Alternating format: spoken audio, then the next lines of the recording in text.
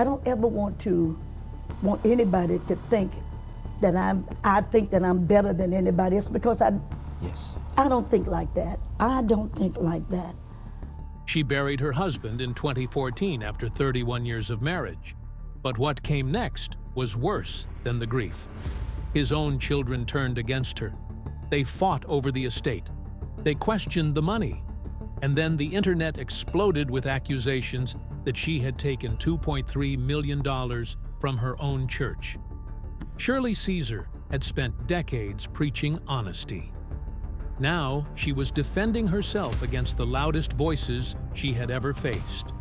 The audit told one story. The headlines told another. And what really happened inside that church might shock everyone who thought they knew her. Shirley Ann Caesar Williams came into the world on October 13, 1938 in Durham, North Carolina, where a crowded little house held 13 children, and the sound of gospel never stopped. Space was tight, and money was thin. Yet the place always felt full, because music moved through every corner. Her father, James Caesar, called Big Jim, spent long days at the tobacco factory and long nights leading the Just Came For quartet. When he rehearsed at home, the walls carried his harmonies, and young Shirley listened like those notes were guiding her somewhere she didn't yet understand. Her brothers formed quartets of their own, and church songs floated through the room so often that Shirley breathed music as naturally as she breathed air. She watched her father's style and copied his tone, and before long she was singing in local churches with a voice that surprised people because it came from someone so small. Big Jim wasn't just a worker trying to feed a large family. He was loved across the Carolinas for his voice and his preaching, and people showed up wherever he sang. His rehearsals brought neighbors into the house and gave Shirley a front-row seat to real gospel life. Everything seemed steady until one day in 1950, when Shirley was 7. Her father suffered a seizure and died in an instant. The house fell into silence that no choir could fill. She carried a painful memory from that day, believing for years that he died because he had whipped her earlier for breaking street lights. It marked the end of her childhood and left her with a wound she didn't know how to name. Music and faith would eventually help her face it, but at that time, everything felt heavy. After his death, the weight shifted to her mother, Shirley Caesar, who struggled to move around because of a lame leg. Raising 13 children with no solid income was nearly impossible, and Shirley began to help in ways other children her age never had to. She cooked, she cleaned, she cared for her siblings, and she sang whenever she could to earn a little money. She watched her mother refuse to give up even when the house seemed to sit on the edge of collapse. That stubborn strength shaped Shirley, and she found comfort in church when the world outside felt unsafe. Those years taught her resilience. They taught her to lean on her voice and her faith when nothing else seemed dependable. As she pushed through grief, something inside her kept rising. By 8, she was already singing solos in local churches, turning heads because her tone carried a depth far beyond her age. People started calling her that little Caesar girl because she could hold a room the way grown singers did. By 10, she was performing with the Just Came For and traveling across the Carolinas. Churches requested her by name, and revivals welcomed her like she was already a star. It was unusual to see a child command stages like that, and one performance flowed into the next until her reputation spread across neighboring towns. During her early teens, she started traveling with evangelist Leroy Johnson from Portsmouth, Virginia. His television program put her on TV long before most teenagers could even dream of such exposure. She became Baby Shirley, appearing on a broadcast that reached far beyond her hometown. In the segregated South of the early 1950s, This kind of opportunity was rare for a young black girl. Through Johnson, she recorded her first single and built a network that stretched across states. Television taught her how to speak to crowds she couldn't see, and she developed a confidence that made people remember her long after the show ended. Her first official recording came in 1951 when she was barely 12 or 13. She stepped into the studio and sang "I'd Rather Have Jesus" for Federal Records. They described her as a 12-year-old lass on the record, even though she had just turned 13. It didn't matter. The song spread through gospel circles and marked her as a prodigy. Most gospel stars were adults, so a young girl breaking through like that drew attention quickly. She kept touring with Leroy Johnson and supporting her family, carrying more responsibility than anyone her age should have. Yet she pushed forward because something in her felt certain. As the years passed, she enrolled at North Carolina Central College to study business education. College opened new doors, but she felt a tug pulling her away from academic life. Her heart stayed with gospel music and ministry, even when she tried to focus on school. Segregation and inequality added pressure, and she found herself caught between two paths. She wanted to make her mother proud with a degree, yet she sensed that her calling was somewhere else. That conflict grew until one ordinary day, when she sat in a classroom taking a typing test. In the middle of the exam, she heard someone call her name. She looked beside her, but no one had spoken. Later, while lying on her bed, she heard the same voice tell her that she had been called from her mother's womb and anointed to preach the gospel. The moment felt so vivid and so clear that she could not ignore it. She knew she couldn't chase a conventional career anymore. With that clarity, she stepped away from college and moved toward full-time ministry. At 19, in 1958, she gathered her courage and approached Albertina Walker, the leader of the Caravans. This group was already known as a powerhouse in gospel, responsible for launching talents like James Cleveland and Inez Andrews. Walker listened to Shirley and immediately felt something in her voice.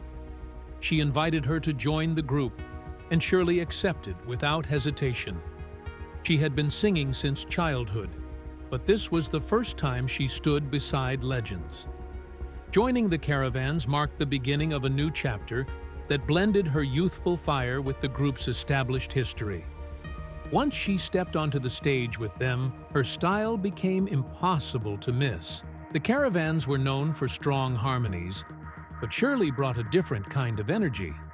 She poured emotion into every note, and she wasn't afraid to step off the stage and speak directly to audiences. Her sermonettes, short-spoken messages woven into songs, became a signature part of her performances.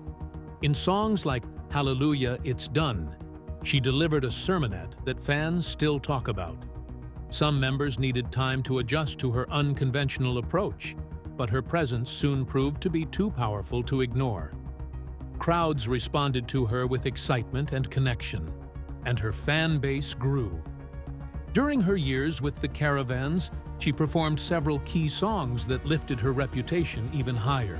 "Sweeping Through the City" and "No Coward Soldier" showcased her voice and her command of emotional storytelling. Her performances blended scripture, testimony, and song until listeners felt like they were witnessing worship and a concert at the same time. These moments helped shape gospel music, and her influence within the group grew until she stood out as one of their defining voices. By 1966, she felt a pull toward something larger. After 8 years with the Caravans, she decided to leave and form her own group, the Shirley Caesar Singers. It was a risky choice. She was walking away from a brand that had made her famous. The group soon dissolved as other members left too, and Shirley stepped into the uncertain world of independent ministry with nothing but her determination and her small following. She trusted her calling more than the safety of a famous name. She relied on faith rather than industry support, and slowly, her new path began to take shape. The risk brought tension, but it brought possibility too. She faced an industry where success wasn't promised, yet she kept moving with the same fire she had as a child, singing solos in Durham churches. Her decision paid off when she won her first Grammy in 1972, proving that faith and courage could build something remarkable. Her rise from poverty, heartbreak, and constant responsibility turned her into one of gospel's most celebrated figures. Shirley Caesar stepped into 1966 with a kind of courage that seemed to rise from somewhere deep inside her. She had been a key part of the Caravans, one of the most beloved gospel groups in the country. Yet something in her wanted to stand on her own and carry her message further. So she walked away and formed the Shirley Caesar Singers, a small group that let her shape every moment of her ministry. Once she started, she hardly slowed down because she believed that if she reached one church, then another would hear her name, and soon entire communities would know her voice. She moved through the church circuit with relentless energy, sometimes taking on more than 100 engagements in a single year, traveling from small rural churches to large revivals. People didn't just come for a performance, they came for a full experience because she mixed sermons with songs and poured everything she had into each moment. Slowly, she built something powerful, and by the early 1970s, her name was spreading everywhere as more people felt the spiritual fire she carried with her. Then a moment arrived in 1972 that changed everything. Her solo decision, which had once seemed risky, turned into a breakthrough when she won her first Grammy Award for Best Soul Gospel Performance for her version of Put Your Hand in the Hand of the Man from Galilee. That win came like a confirmation that all the long nights and miles traveled had been worth it. The song became a gospel favorite across the country because her voice held a kind of strength that pulled people in and kept them there. Over the years, she would win 11 Grammys, but that first win in 1972 felt like the one that opened the door and told the world she was here to stay. As she kept moving, her concerts grew more unique because she wove sermons into her music until the two felt inseparable. She would be singing one moment and then shift into a sermonette that touched something personal in every listener. Sometimes she talked to the crowd as if she had known them for years. She used this talk-singing style to lift the room and pull people closer to her message. Soon her shows gained a reputation for their emotional depth, and fans began to see her not only as a performer, but as a spiritual guide. This connection helped her recordings grow even stronger, and her audience kept expanding. Even with all the traveling and singing, she refused to put her education aside. She believed that building a ministry required not only passion, but also an understanding of how to manage and grow it. So she went back to school and earned a Bachelor of Science degree in Business Administration from Shaw University in 1984, graduating magna cum laude. This accomplishment showed her discipline and her desire to improve every part of her work. Her degree helped her organize her ministry in smarter ways and navigate the business side of gospel music. Through her commitment to education, she showed other artists that you could lift your spirit and sharpen your mind at the same time. Her early years as a solo artist slowly built the foundation for the title people later gave her. Fans and fellow musicians began calling her the First Lady of Gospel long before the entire country recognized it. They saw how much she traveled, how deeply she poured herself into ministry, and how her voice carried something that set her apart. By the time she entered the Gospel Music Hall of Fame in 2000, the title felt like it had always belonged to her. She had become a leader for future gospel singers, showing them what dedication, innovation, and faith could create. One of the most emotional moments in her career came in 1975 with her recording of No Charge. The song had started as a country tune in 1974, written by Harlan Howard, but Shirley Caesar brought her own spirit into it. Her version reached number 40 on the Billboard Hot Soul Singles chart and spread into pop radio, something very rare for gospel artists at the time. When she recorded it, she mixed her spoken sermon style with her soulful singing and created something unforgettable. People outside church communities heard it and felt the message, and that crossover success opened doors for many gospel artists after her. The story inside No Charge touched people in a simple but powerful way. It followed a young boy who hands his mother a bill for chores he believed he deserved payment for, listing things like mowing the yard and cleaning his room. His mother responds by reminding him of everything she has done for him since birth. Each act marked with the words, "No charge."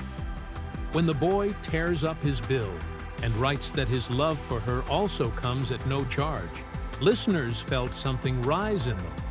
The message went straight to the heart of working families in the 1970s who understood sacrifice and unconditional love. With Shirley Caesar guiding the story, the song became a lesson that stayed with people long after the music faded. As No Charge gained attention, pressure grew around her.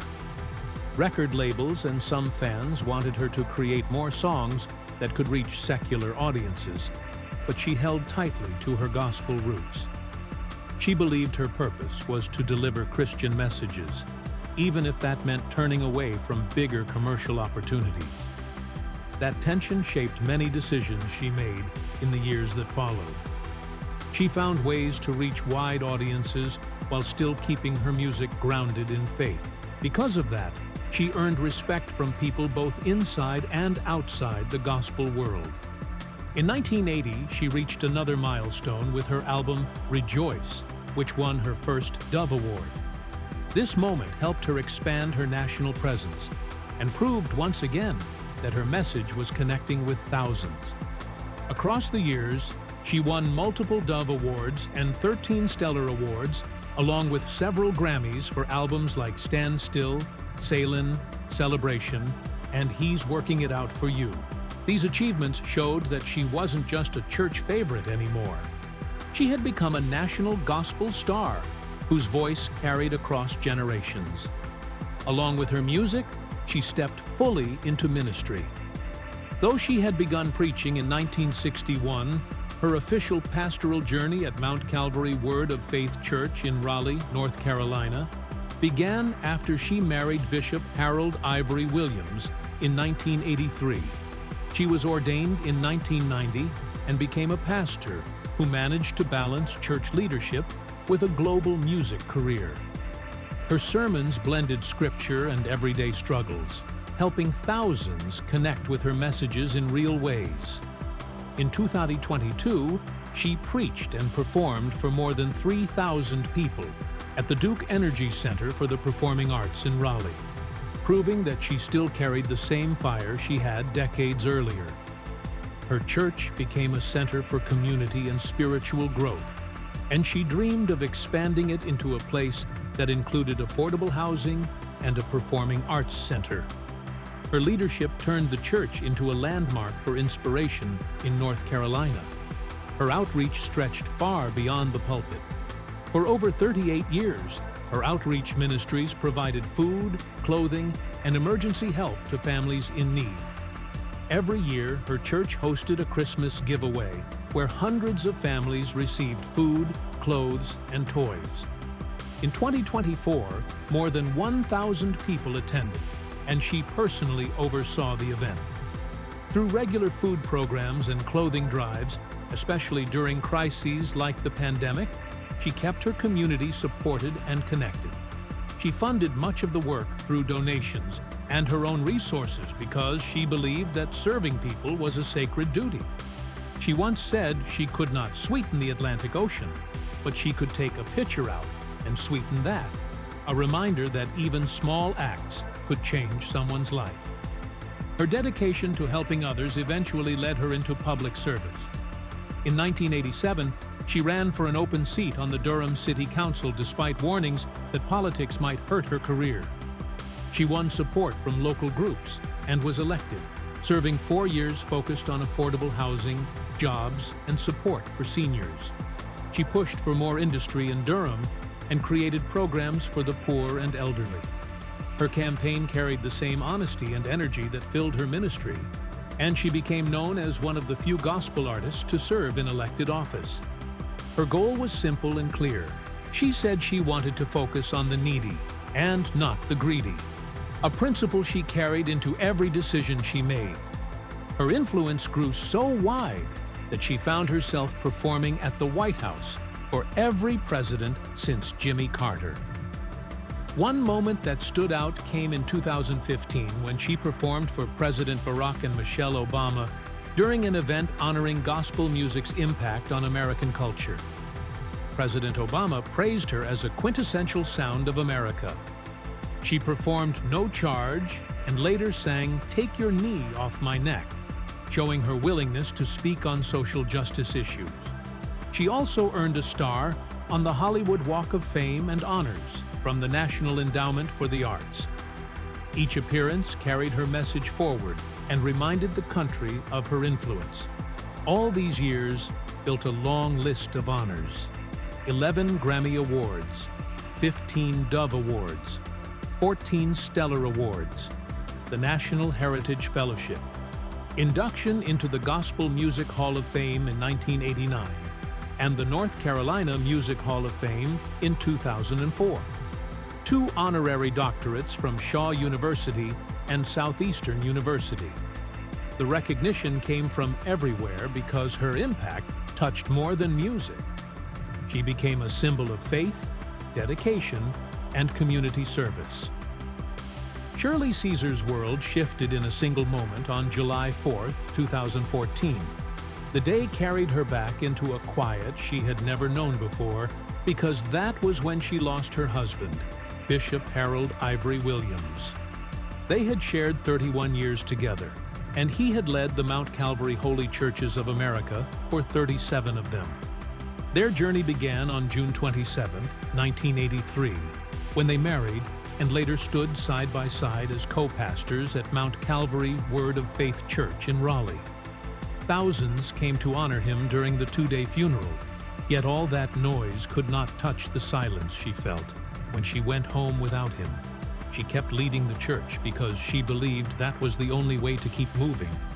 But the grief followed her everywhere and settled deep in her life. Losing her partner, her friend, her musical companion added a weight that shaped everything that came after. Not long after his passing, something even more painful began to unfold.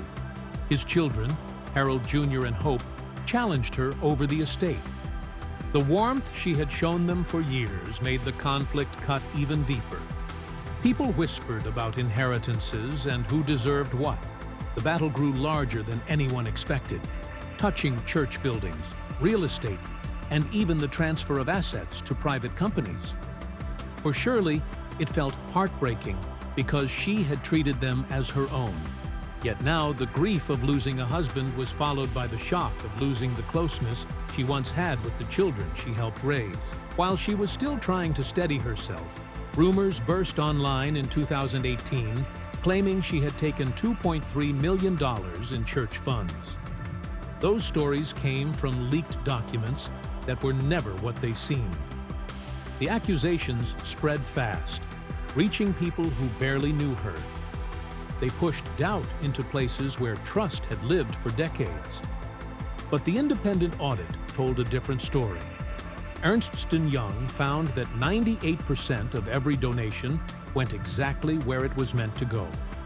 They even found moments where she had used her own money to fill the gaps. She was cleared, yet the sting of the rumors stayed longer than the truth. It showed her how fragile a reputation could be when the internet decided to twist a narrative before facts had time to breathe. As she kept serving, a different kind of challenge appeared. False reports of her death started spreading, especially in 2024 and 2025. News feeds filled with claims that she had passed away or was battling throat cancer. The lies grew so loud that strangers came to her house holding prayer cards and flowers. She had to record videos just to prove she was alive. In one clip, she said with a trembling voice that unless she was a living dead person, she knew nothing about her supposed death. The chaos left her shaken because it was strange to watch the world mourn a woman who was still breathing, still praying, still working. At the same time, she faced criticism online for her beliefs. Some said she was intolerant. Others said she was out of touch. She kept repeating that she did not preach hatred and that she didn't have time to be homophobic. Her focus, she said, was always Christ. She wanted people to hear her message rather than rumors about what she supposedly believed. Still, the noise continued, and she learned that being a public figure meant standing steady while voices on the internet tried to pull her in every direction. Her body carried its own battles too. Years of non-stop touring, often more than 150 performances each year, placed an enormous strain on her voice. By the late 1980s, doctors found nodules on her vocal cords. She received steroid shots to keep going. Those shots came with risks, but she took them so she wouldn't cancel shows. Her voice became rougher and speaking became painful at times, yet she rarely let herself stop. Ministry mattered too much to her. She kept traveling, kept singing, kept holding services for people who waited months just to hear her. This was the same woman who recorded her Live in Chicago album in 1989 while fighting through intense pain. She pushed through each session even when her voice felt like it would give up on her. The album became a landmark, and she received the Artist of the Decade award at the Stellar Awards that same year. Her acceptance speech was so soft that the room leaned forward just to hear her. The moment moved people to tears because they realized how much she had sacrificed just to keep ministering through music. Then, in September 2025, she collapsed at 85 during a public appearance. People saw her wobble. They saw the exhaustion on her face. When she fell, the room erupted into panic, and she was rushed to the hospital. Social media exploded again with fearful messages and speculation. Her spokesperson said she was stable, though they shared little else. Fans waited for updates with hearts in their throats, knowing her body was carrying years of stress and stubbornness. When she finally returned home to rest, it felt like the world exhaled at once. Even after moments like this, she always came back. She preached again. She appeared in interviews. She sang. Her resilience kept surprising people. She said her strength came from God. She believed that if she could speak, she could serve. And if she could serve, she would not stop. The pattern defined her. She was a woman who kept returning even when her body begged for rest. In 2016, a completely unexpected moment pulled her into a new spotlight. A clip from her performance of Hold My Mule went viral. Her line about beans, greens, potatoes, tomatoes turned into the You Name It challenge. The internet remixed it, laughed with it, and showed it to millions. She first saw it while on a cruise. A church member held up a phone and she blinked in disbelief. She didn't hate it. She embraced it. She hoped it could raise attention for causes she cared about. Legal trouble surfaced when DJ Suede used the clip without permission, but she handled it with firmness, making sure her image wasn't misused. The meme brought her voice to a younger generation and reminded everyone that gospel music can travel in ways no one expects. Her influence came with honors, too. On June 28, 2016, she received the 2,583rd star on the Hollywood Walk of Fame. Before that, in 1999, she was awarded the National Heritage Fellowship, which came with a $25,000 recognition. She was inducted into the Gospel Music Hall of Fame in 2000 and collected 11 Grammys, 15 Dove Awards, and 14 Stellar Awards over her career. Each award was a small echo of the decades she had poured into her calling. She never slowed creatively either. She kept recording into the 2010s and 2020s. In June 2022, she released Fill This House, and it climbed the gospel charts. She collaborated with Anthony Hamilton, Gladys Knight, Patti LaBelle, and even artists in hip-hop. Producers sampled her voice in new tracks, letting her legacy stretch into genres she never imagined herself crossing. She remained open to fresh sounds while keeping her heart anchored in tradition. Documentaries and tribute specials kept her story alive for new audiences. Unsung highlighted her journey. Celebration of Gospel honored her contributions. She appeared at major award shows, singing beside Yolanda Adams and Kelly Clarkson. Each appearance showed her as a bridge between the classic voices of gospel and the modern generation stepping forward behind her. Her music kept finding new life online. Viral clips turned into reminders of her influence. Streaming platforms carried her songs to people across countries and cultures. Even as the industry changed, her message stayed steady. She believed gospel was meant to uplift, and she carried that belief into every era she lived through. Her spiritual discipline is the reason she survived so much. She once shared that she prays for at least 2 hours every morning starting at 4 a.m. She reads the Bible cover to cover every year and memorizes entire chapters. She never misses a Sunday service. When she travels, she sets up a prayer room in her hotel. She has said many times that she doesn't preach for applause, but for souls. For her, ministry was never a performance. It was her purpose. She even served 4 years on the Durham City Council because she believed the gospel belonged everywhere, even in government halls. Along the way, she mentored younger artists. She lifted emerging voices onto her stage. Yolanda Adams and Kirk Franklin often credit her guidance for shaping their careers. She ran a gospel academy to train young singers and ministers. In 2025, Shaw University honored her with a Lifetime Achievement Award because her influence stretched far beyond her own music. Her message to her students was simple, and she repeated it often. If you have a gift, use it for God, not for fame. Yet behind her public strength, there were storms. People spread rumors. They wrote headlines about lawsuits. They argued online about her beliefs. She battled exhaustion that pushed her into the hospital in 2022. Critics questioned her intentions and her finances. She faced burnout and loneliness. In a 2025 interview, she admitted she struggled with her public image while dealing with private grief. But each time life tried to pull her under, she rose again and chose integrity over noise.